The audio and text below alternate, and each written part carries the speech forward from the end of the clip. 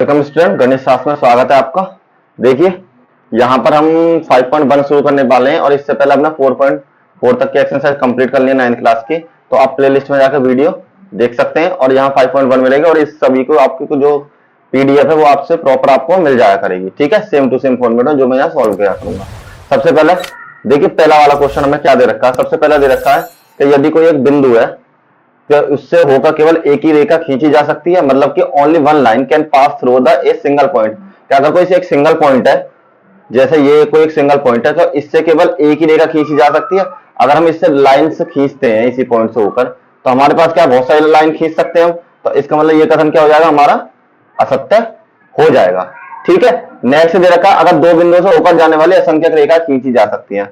उसी तरीके से अगर हमारे पास दो बिंदु है, एक बिंदु ये और एक बिंदु ये दोनों रेखाएं, ये ए की वैल्यू हो जाएगी, ये हमारी बी की वैल्यू हो जाएगी। इन दोनों से होकर केवल एक ही रेखा खींची जा सकती है, तो ये कथन क्या हो जाएगा, हमारा सत्य हो जाएगा। लेकिन ये क्या कह रहा है, ये कह रहा है कि असंख्यक रेखा खींची जा सकती है, तो इससे तो केवल दो एक ही लाइन खींची जा सकती है, तो इसलिए ये कथन क्या हो जाएगा, हमारा ये भी असत्य हो जाएगा। नेक्स्ट दे रखा है क्वेश्चन नंबर 3 हमारा, एक शांत रेखा दोनों ओर अनिश्चित रूप से बढ़ाई जा सकती है। मान लीजिए ये कोई रेखा है जो दो पॉइंटों से होकर जा रही है, तो उसको हम क्या बोलेंगे, शांत रेखा है। तो ए और एक बी, तो इसको आगे जितना चाहे उतना बढ़ा सकते हैं। हाँ बढ़ा सकते हैं, क्यों, क्योंकि कोई दिक्कत ही नहीं है। तो इसका आंसर क्या हो जाएगा, ये भी आपका सत्य हो जाएगा। नेक्स्ट क्वेश्चन है, यदि दो वृत्त बराबर हैं तो क्या उनकी त्रिज्याएं भी बराबर होती हैं। अगर आपको दो वृत्त दे रखे हैं, एक ये और एक ये, इस तरीके से अगर हम कोई भी लाइन खींचते हैं तो इन दोनों की जो ये बीच की दूरी है, अगर ये दोनों बराबर है, ये वाली दूरी, तो हमारी क्या ये दूरी दोनों बराबर होंगी। ठीक है, तो बराबर होंगे क्योंकि दोनों वृत्त समान बता रहा है। अगर इसके हाफ कर दें हम सेंटर में से दोनों को, तो दोनों को हम हाफ करने में क्या देखेंगे, दोनों के बीच की दूरी का क्या हो जाएगा, हमारे पास बराबर। क्योंकि जब ये पूरी दूरी बराबर है जो केंद्र से होकर जा रही है, ये दूरी आपकी कैसे होगी, बराबर हो जाएगी। देखिए नेक्स्ट क्वेश्चन है आपको, जो आपका क्वेश्चन नंबर 5 है, वो देखा है यदि ए बी बराबर है पी क्यू के, पी क्यू बराबर है एक्स वाई के और ए बी बराबर है एक्स वाई के, तो आपको यह बताना है कि ए बी जो है वो एक्स वाई के बराबर होगा या नहीं होगा। तो मान लीजिए आपको ये दे रखा है कि ए बी बराबर पी क्यू, ए बी बराबर मुझे पी क्यू दे रखा है, ठीक है, और पी क्यू बराबर दे रखा है मुझे एक्स और वाई, पी क्यू बराबर एक्स वाई दे रखा है। तो आप ये दोनों देखिए कि ये जो पी क्यू है, ये पी क्यू दोनों बराबर है। ठीक, मान लीजिए यहां पर अगर ये होता एक्स होता, ठीक है, और ये क्या होता, हमारा वाई के बराबर हो जाता। तो इसी तरह ये वाई बराबर किसको हो जाता, ये हमारा जेड के बराबर हो जाता। तो जब ये वाई वाई दोनों में मौजूद है सेम इसी तरीके से, तो कहने मतलब क्या है कि एक्स और वाई भी आपस में क्या होंगे, सॉरी एक्स और जेड भी आपस में क्या होंगे, वो भी आपस में बराबर होंगे। तो जब एक्स और जेड आपस में बराबर होंगे तो हमारे पास क्या होगा, सेम कंडीशन इसमें भी यही बनती है, यहां भी ए बी और यहां भी एक्स भी। तो हमारा क्या हो जाएगा, जो ए बी है वो बराबर हो जाएगा एक्स वाई के। ठीक है, तो ये कथन भी हमारा सत्य हो जाएगा। देखिए नेक्स्ट में क्या है, इसमें आपको कुछ डेफिनेशन दे रखी है जो मैंने आपको इंग्लिश में भी और हिंदी में दोनों लिख रखी है। तो इनको आप डाउनलोड करके सीधे एक बार रिवाइज कर लेना, अगर पेपर में पूछी जाती है एग्जाम में आपके, तो आप सीधे सीधे सिंपल इसको सॉल्व कर सकते हो। ठीक है, मतलब लिख के आ सकते हो। तो पहला हमें दे रखा है समांतर रेखा। समांतर रेखा क्या होती है, समांतर रेखा वे रेखाएं होती है जो किसी एक दूसरे को, जो कभी एक दूसरे को नहीं काटते हैं। सबसे पहली कंडीशन तो ये है कि दो रेखाएं जो एक दूसरे को नहीं काटती हैं वो कैसी रेखा हो जाएंगी, आपकी समांतर रेखा हो जाएंगी। और हमेशा एक दूसरे के बीच में एक स्थित लंबवत होती है, और समांतर रेखा दो या दो से अधिक रेखा भी हो सकती है। ये कोई जरूरी नहीं है कि हमारे पास, जैसे मान लीजिए ये दो लाइन है, एक लाइन इनके बराबर भी हो सकती है, ये तीन लाइन भी हो सकती है, और इनके बीच में जो सेम डिस्टेंस है वो हमेशा बराबर ही बनता रहेगा, यहां भी यहां भी यहां भी, और सेम इस चीज में इसमें भी। ठीक है, तो वो क्या हो सकती है, आपकी समांतर रेखा हो सकती है। नेक्स्ट में बताते हैं आपकी लंब रेखाएं। लंब रेखा क्या होती है, जब एक रेखा दूसरे के ऊपर इस फॉर्म में होती है, और यहां पर जो कोण है वो आपका किसका बनाती है, 90 डिग्री का कोण बनाती है, तो वो आपकी कैसे हो जाएंगी, लंब रेखा हो जाएंगी। तो आपको डेफिनेशन में क्या दे रखा है, लंब रेखा वे रेखाएं होती हैं जो एक समतल से दूसरे को समकोण पर काटती हैं। ये जो 90 डिग्री है उसको क्या बोलते हैं, समकोण कहते हैं, या इंग्लिश में इसको राइट एंगल कहते हैं। सेम इसी तरीके से इंग्लिश में दे रखा है, perpendicular lines are the those lines which intersect each other in the plane at the right angle, जो आपके प्लेन पर मतलब समतल पर कैसे बना रहे हो, राइट एंगल बना रही हूँ। The lines are said to be the perpendicular to each other, वो लाइन दोनों एक दूसरे क्या होती है, परपेंडिकुलर होती है। तो ये आपकी कैसे हो जाएंगे, लंबवत रेखा हो जाती है। नेक्स्ट आपको दे रखा है रेखाखंड। रेखाखंड का मतलब लाइन सेगमेंट। लाइन सेगमेंट में क्या होता है, जब किसी रेखा को दो अंत्य बिंदुओं के कारण आगे नहीं बढ़ाया जा सकता तो उस रेखा को रेखाखंड के रूप में जाना जा सकता है। तो कहने मतलब ये है कि अगर कोई एक रेखा है, जैसे मान लीजिए इस पर ये कोई एक पॉइंट है दो आपके, और कोई लाइन है आपकी यहां से यहां तक के बीच में दे रखी है आपको, तो इसमें क्या होगा कि इन दोनों को जो है, अब भाई केवल इनका लास्ट है, इसके बराबर इसको नहीं जा सकते। या आपको दूसरा एग्जांपल दे सकते हैं। दूसरे एग्जांपल ये मान लो आपको दे दी, ये 4 सेंटीमीटर की कोई एक लाइन खींचनी है, ठीक। तो आपने क्या करा, एक लाइन खींच दी और इसकी जो दूरी है वो कितनी है, 4 सेंटीमीटर, क्योंकि वो आपको गिवन है। तो आप इससे ज्यादा इसको और बढ़ा सकते हैं, नहीं बढ़ा सकते। क्यों, क्योंकि आपको केवल लाइन कहां तक की दे रखी है, केवल 4 सेंटीमीटर तक ही दे रखी है। तो मतलब केवल जहां भी आपको फिक्स पॉइंट पता हो दोनों को दोनों केवल उतनी ही बढ़ाई जा सकती है, उसको क्या कहते हैं हम, लाइन सेगमेंट या रेखाखंड कहते हैं। नेक्स्ट में आपका वृत्त की त्रिज्या। वृत्त की त्रिज्या क्या होती है, वृत्त की त्रिज्या उस परिधि पर स्थित किसी एक बिंदु के केंद्र से होकर जा रही है। सबसे पहली बात तो ये, कोई भी एक सर्किल है, जैसे आपको ये गिवन है, कोई एक सर्किल दे रखा है आपको इस तरीके से, ठीक है। और सर्किल में क्या होगा, आपको जो ए बी की दूरी है, ये जो है, ये सबसे पहले ओ जो आपका केंद्र है, ये ए बी पूरी की पूरी जो दूरी है, ये आपको क्या होनी चाहिए, ये आपकी केंद्र त्रिज्या कहलाती है। और इसके बीच की जो दूरी है, ठीक है, ये जरूरी है, ये हमेशा जरूरी है। त्रिज्या जो है हमारी किससे होकर जानी चाहिए, केंद्र से होकर, मतलब ओ से होकर जरूर जानी चाहिए। ऐसा नहीं हो सकता कि आप एक लाइन केवल ऐसा खींच दो तो ये आपकी वृत्त की त्रिज्या हो जाएगी, ये आपकी वृत्त की त्रिज्या नहीं होगी। क्यों, क्योंकि ये केंद्र से होकर नहीं जा रही है। तो अगर कहीं कहीं आपका आगे पढ़ के गोल पढ़ोगे, डायमीटर होता है, अगर इसको लाइन को हम पूरा कर देते हैं, केंद्र से होकर जाते हैं, तो उसे डायमीटर कहते हैं। और डायमीटर हमेशा क्या होता है, त्रिज्या का आधा होता है। नेक्स्ट क्वेश्चन, नेक्स्ट है आपका वर्ग। वर्ग क्या होता है, एक चतुर्भुज जिसकी चारों भुजाएं बराबर होती हैं और जिसका प्रत्येक आंतरिक कोण होता है, वर्ग कहलाता है। इंग्लिश में एक quadrilateral in which all 4 sides are said to be equal and each of internal angles is right angle is called the square. This means, इसका मतलब यह है कि आपको कोई भी जैसे क्वाड्रिलेटरल है, ये साइड, ये साइड, ये साइड और ये साइड, मतलब ए बी, बी सी और सी ए और डी ए, डी सी, ठीक है। ये आपकी चारों साइड कैसे बराबर होती हैं। बराबर का मतलब, यदि ये आपकी 2 सेंटीमीटर है, ठीक है, तो आपकी ये वाली साइड भी क्या होगी, 2 सेंटीमीटर होगी, ये भी 2 सेंटीमीटर होगी और आपकी ये भी 2 सेंटीमीटर होगी। चारों साइड आपकी इक्वल है, तो वो आपकी चारों की चारों क्या होंगी, बराबर हो जाएंगी। नेक्स्ट में क्या दे रखा है आपको, देखिए इसमें आपको 2 कंडीशन दे रखी है। क्या, कोई भी 2 पॉइंट दे रखे हैं, एक रेखा दे रखे है ए बी, मान लीजिए ये कोई 2 पॉइंट है और ये कोई रेखा जा रही है जिसका पहला पॉइंट है ए, दूसरा पॉइंट है बी। ये ए और बी दे रखे हैं। कोई पॉइंट एक सी यहां पे एज्यूम कर लीजिए कि ये कोई एक सी पॉइंट है, और इसी तरीके से 2 पॉइंट ये दे रखे हैं और पहली रेखा ए और ये वाला पॉइंट बी मान लिया, ठीक है। और कोई पॉइंट इसका यहां पर मौजूद है, ये सी वाला, ये मैंने एक सी मान लिया। तो इसमें आपसे ये कह रहा है कि कोई भी 2 बिंदु है जो आपके किस पर बिलोंग करते हैं, या तो इस पर बिलोंग करते हैं या फिर इस पर बिलोंग करते हैं, किसी भी एक कंडीशन में वो बिलोंग करेंगे। कहने मतलब है, जो आपका सी पॉइंट है, सी पॉइंट या तो रेखा पर स्थित होगा, रेखा पर स्थित नहीं हो तो रेखा के आपके बाहर मौजूद होगा। तो दोनों में से कोई भी कंडीशन आपके ट्रू हो सकती है। लेकिन इसमें 2 स्टेटमेंट दे रखे हैं कि कोई, जैसे यहां पर कोई 2 भिन्न बिंदु ए और बी दिए होने पर एक तीसरा बिंदु सी होता है और ए और बी के बीच में होता है। कहने मतलब है, जो सी बिंदु है वो ए और बी के बीच में हो सकता है। जैसे हमारी कंडीशन, ये वाली कंडीशन आपको दे रखी है, सेम इसी तरीके से ए और बी के बीच में क्या हो गया, सी हो गया। या फिर दूसरे कम से कम 3 बिंदु ऐसे हो सकते हैं जो एक बिंदु रेखा पर नहीं है। तो वो कंडीशन कौन सी आपकी, ये जो कंडीशन है ये आपकी ये वाली कंडीशन है। क्यों, क्योंकि इसमें जो सी पॉइंट है ये वाला हमारा, तो वो क्या हमारी रेखा से बाहर है, ठीक है। तो अब क्या हो गया कि जब इसमें सी पॉइंट हमारा बाहर हो गया तो कंडीशन या तो 1 सही होगी या 2 सही होगी। जहां से हमने डेफिनेशन ले रखी है, हम जानते हैं कि किसी 2 बिंदुओं से होकर रेखा गुजरती है, अगर कोई 2 बिंदुओं से होकर रेखा गुजरती है लेकिन यदि कोई तीसरा बिंदु दिया गया है, कोई एक तीसरा बिंदु दिया गया है, तो उसके बारे में केवल एक अभिधारणा ही सच हो सकती है, केवल एक स्टेटमेंट है जो आपका सही हो सकता है। या तो वह बिंदु या तो रेखा पर स्थित होगा, ठीक है, और या फिर रेखा के बाहर होगा। तो दोनों में से कोई भी एक स्टेटमेंट आपका सही हो सकता है। ठीक, नेक्स्ट पर देखिए, एक काम करते हैं, आज हम यही समाप्त करते हैं क्लास, और इसकी पीडीएफ मैं आपको अपलोड कर दूंगा इसी वीडियो के साथ, आप आराम से डाउनलोड कर सकते हैं।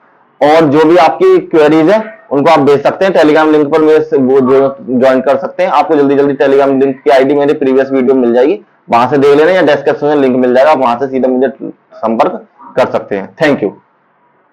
चलिए क्वेश्चन नंबर 4 देर नहीं लगाते हुए सॉल्व करते हैं। और अब आपको जो पीडीएफ है वो डिस्क्रिप्शन में लिंक मिला होगा, वहां से आप जाकर डायरेक्ट डाउनलोड कर सकते हैं। जो भी आपके सॉल्व पीडीएफ में यहाँ करता हूँ वो सेम टू सेम आपको मिल जाएगी, कोई फ्री ऑफ कॉस्ट। ठीक है, तो नेक्स्ट क्वेश्चन है क्वेश्चन नंबर 5 का, ये क्वेश्चन नंबर 4 है हमारे पास। ये कह रहा है यदि दो बिंदु है ए और बी के बीच एक दूसरा बिंदु सी है, मतलब कि कोई दो रेखा है ए बी और जिसके बीच में एक बिंदु सी स्थित है, तो ये बताना है ए बी और बी सी है, तो सिद्ध कीजिए कि ए सी बराबर 1/2 ए बी है, और आकृति बनाकर भी समझाइए। ठीक है, if a point lines between the 2 point A and B such that A equals to B के बराबर है, then prove that the A C equals to 1/2 A B explain by the draw.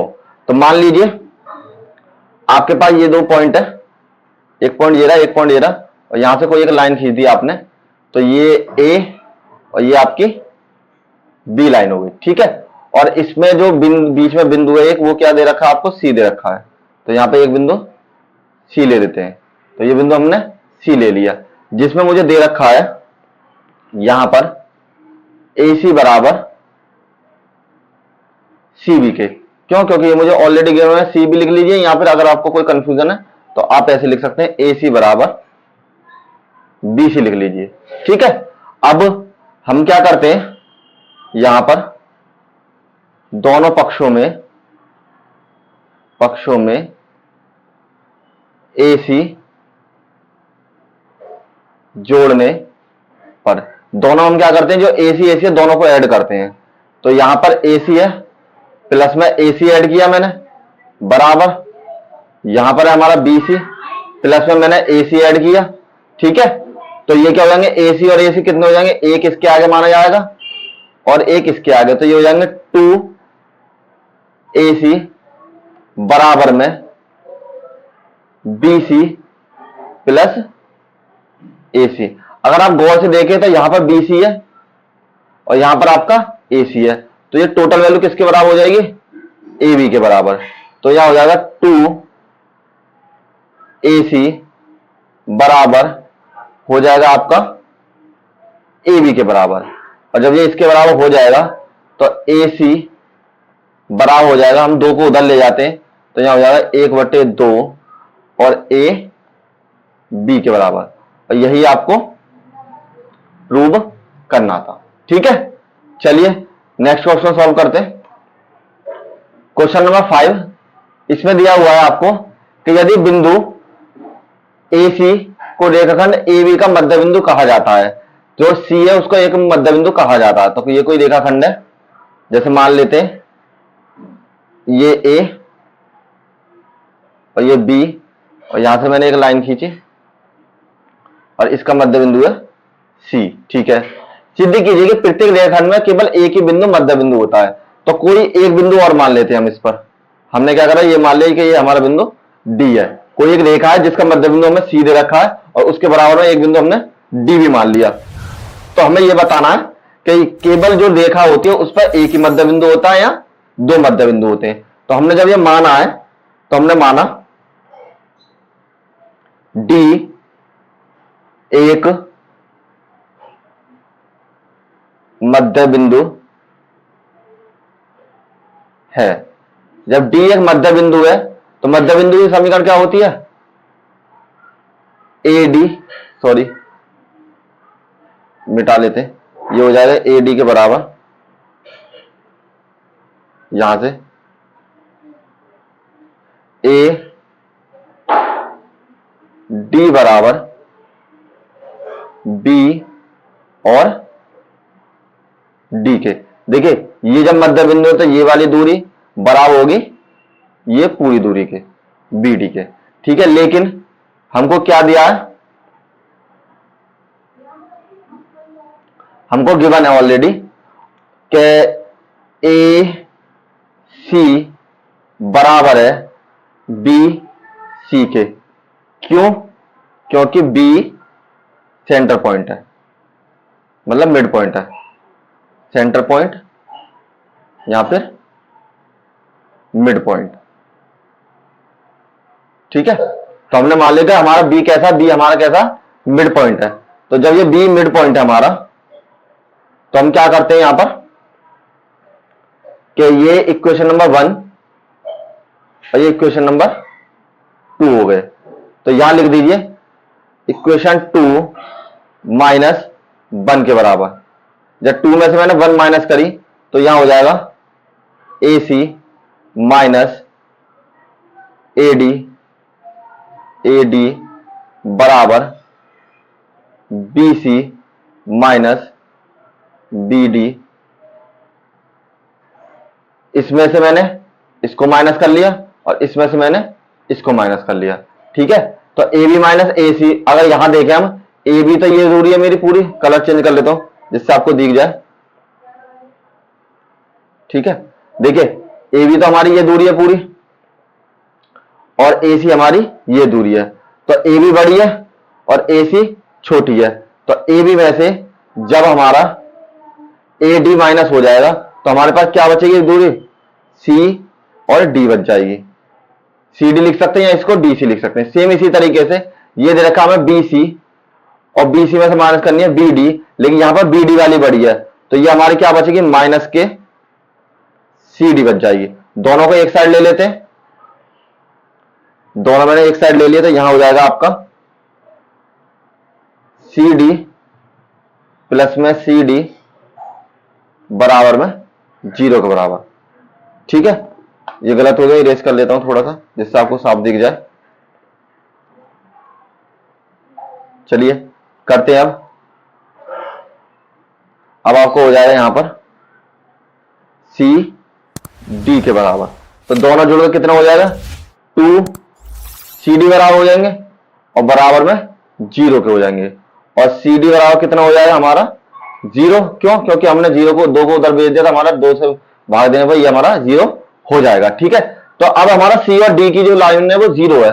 तो कहने मतलब है ये आपस में स्थित है, एक ही रेखा पर स्थित है जब 0 है तो इसलिए कह सकते हैं कि डी सी दोनों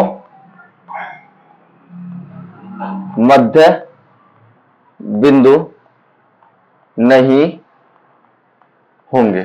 ठीक है, मतलब कोई भी या तो बी ही होगा या तो सी ही होगा या फिर डी ही होगा।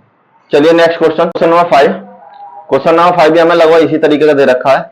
हमको बताया कि ए सी और बी डी है, ए सी और बी डी हमें दे रखे हैं। तो आपको प्रूव करना है कि जो ए बी है वो हमारा किसके बराबर होगा, सी डी के बराबर होगा। चलिए तो सबसे पहले हम क्या करते हैं, हमको गिवन है ए सी की जो वैल्यू है वो बराबर है बी डी के। तो ए सी बराबर क्या हो जाएगा, देखिए ए सी कहां पर है आपका, यहां पर। ए सी की वैल्यू किसके बराबर होगी, एक तो ए बी प्लस में बी सी के बराबर।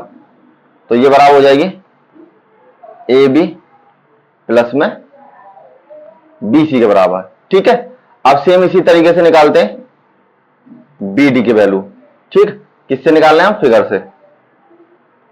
ठीक, अब क्या हो जाएगी बी डी की वैल्यू निकालते हैं तो बी और डी हमारा कहां था, यहां था। बी डी की वैल्यू हो जाएगी बी सी जुड़ेगा इसमें प्लस में सी डी जुड़ेगा।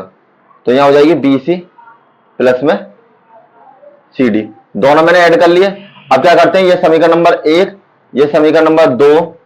तो 1 और 2 को आपस में हम क्या रखते हैं, बराबर रख देते हैं। क्यों? क्योंकि ये हमें दे रखा है ए सी और बी डी। तो ये ए सी के बराबर है, ये हमारा बी डी के बराबर है। तो पुट करते हैं हम, यहां हो जाएगा ए बी प्लस में बी सी बराबर बी सी प्लस में सी डी। तो बी सी से बी सी कैंसिल, हमारे पास क्या आ जाएगा ए बी बराबर सी डी के। तो आई थिंक हमको यही प्रूव करना था। देखिए ए बी बराबर सी डी हमें प्रूव करना था और ये हमारा हैंस प्रूव हो जाएगा। ठीक है, नेक्स्ट क्वेश्चन नंबर 7। देखिए क्वेश्चन नंबर 7 में बताया आपको कि यूक्लिड के स्वयं सिद्धांत की सूची में से एक सिद्धांत, स्वयं सिद्धांत 5 और सर्वनाम सत्य है, क्योंकि माना जाता है कि ध्यान में देने वाले प्रश्नों की 5वीं अवधारणा क्या होगी। तो 5वां जो रूल है उसका क्या होता है कि अगर कोई एक पूरा के पूरा कोई एक मेजरमेंट है किसी चीज का, ठीक, अगर उसमें से हम कुछ हिस्सा काट देते हैं, काटने के बाद जो हमारा हिस्सा निकल जाता है, बचता है, एक हिस्सा तो ये बचेगा हमारे पास जो अलग से निकल गया, एक हिस्सा हमारे पास ये बचेगा जो हमारा अलग से रह जाएगा। तो वो जो हिस्सा हमारा बच जाता है वो हमेशा कम हो जाएगा पहले वाले वजन से या नहीं होगा।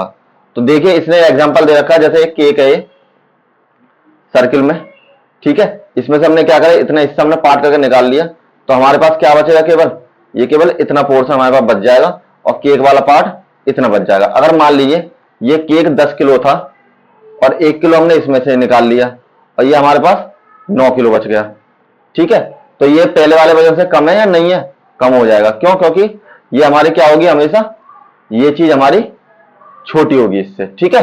तो अब इसी प्रकार जब यह एक पूरा संपूर्ण या संपूर्ण होता है, तो मान लीजिए कि इसका जो वजन है वो 2 पाउंड है, लेकिन जब इसका एक हिस्सा निकालकर मापा जाता है तो इसका वजन पिछले वजन से कम होता है। इसलिए यूक्लिड का 5वां जो अभिग्रह है वो हमेशा सभी पदार्थों के लिए सत्य होगा, मतलब सभी के लिए वो क्या होगा, सार्वभौमिक सत्य माना जाएगा, ठीक है। इंग्लिश में आपको दे रखा है कि एक cake when it is the whole of the complete assume that the measure of the 2 pounds, मतलब 2 पाउंड इसमें वो ले रखा है वजन, जैसे हमने 10 किलो लिया ना, ऐसे इसमें 2 पाउंड ले रखा है। तो a part from the take out and measure the its weight will be the smaller than the previous measurement, जो प्रीवियस मेजरमेंट से वो क्या होगा, आपका कम हो जाएगा। तो ये कह रहा है जो 5th एग्जाम है इसकी वो सभी के लिए क्या होगी, इक्वल होगी। देखिए क्या है पहला क्वेश्चन, मैं आपको बता देता हूं। आपका जो पहला क्वेश्चन है, आप यूक्लिड की 5वीं अभिधारणा को किस प्रकार लिखेंगे ताकि वह सरलता से समझी जा सके, मतलब इसको हम किस प्रकार लिख सकते हैं, किस टाइप से लिख सकते हैं जिससे वो सिंपल पता कर सकते हैं। तो इसमें क्या 5वीं अवधारणा को इस प्रकार लिखा जा सकता है, जैसे बिंदु P से होकर जाने वाली रेखा L को समांतर रेखा होगी और ऐसा केवल एक ही बिंदु होगा। कहने का मतलब यह है कि बिंदु जो P कर होकर जाएगी, कोई भी बिंदु अगर मान लीजिए यहां पर P है और इससे जो होकर जाएगी केवल एक ही रेखा होगी और उसके समांतर बिंदु की केवल एक ही रेखा हो सकती है, केवल इस पॉइंट के समांतर, ठीक है। तो ये हमारा पहला वाला क्वेश्चन है। इंग्लिश में Euclid 5th postulates can be written like this: this lines passing through the point P is parallel to the L और only one such line is possible। तो केवल हमारी जो एक ही लाइन है वो भी हमारी पॉसिबल हो सकती है। देखिए नेक्स्ट क्वेश्चन, इसमें क्या करते हैं 5.2 में ये आपको बताना है कि कौन सी चीज किसके बराबर है, मतलब ये एंगल अगर हमारे पास जाता है तो ये क्या होता है। तो ये कह रहा है यदि कोई रेखा L और M दो रेखाएं, मतलब L जो है M और N दो रेखाओं को काटता है आपस में, तो इसके तरह अंतःकोणों का जो 2 समकोणों के बराबर होता है, 2 समकोणों का मतलब 90 + 90 180 के बराबर हमारा हो जाता है। तो उस तरफ आपस में यह नहीं मिलता है और यह आपस में रेखा L तथा को दोनों ओर बने और ये आपस में मिलते नहीं है, दोनों कोण अलग अलग होते हैं और इसलिए इन रेखा को M और L में चूंकि कभी भी आपस में नहीं मिलते। इंग्लिश में if A lines L pass through the 2 lines M and N such that the sum of interior angle of the one of sides is equal to the right angles, so according to the Euclidean 5th postulate both lines M and N do not meet that side and B also note that the sum of interior angle on the other sides line L will be of the 2 right angles। तो कहने मतलब ये कहना चाहता है कि आपके जो 2 एंगल्स हैं, जैसे कौन कौन से आपके, एक तो एंगल ये और एक एंगल ये, तो मींस एंगल 1 प्लस में एंगल 2 बराबर 2 सम के बराबर हो, समकोण के बराबर होगा, मतलब 180 के बराबर। Same to same angle 3 plus में एंगल 4 वो भी आपका किसके बराबर होगा, दोनों 180 के बराबर। और यही आपको कह रहा है और इसकी जो पीडीएफ है आपको डिस्क्रिप्शन में मिल जाएगी और इसमें केवल 2 ही क्वेश्चन थे, तो ये यहीं समाप्त करते हैं और कल नेक्स्ट एक्सरसाइज शुरू करते हैं, उससे मिलेंगे। और ज्यादा बच्चों को शेयर करें और अच्छे से अच्छे मार्क्स आएंगे आपके। अगर आप मेरे साथ बने रहेंगे तो आपको सब चीज पीडीएफ फ्री मिला करेगी और कोई इसका चार्ज नहीं दिया जाएगा। Thank you.